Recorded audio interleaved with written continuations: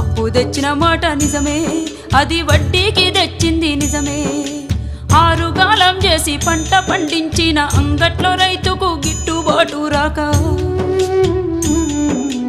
అప్పు కొంత గట్టి గడువునే కోరితి, గవర్నమెంట్ ఆర్డర్ అని ఇల్లు జప్తు చేసే. అయ్యా యాడ తెచ్చి గడుదును నేను, ఎవరి కాళ్ళ పడుదును?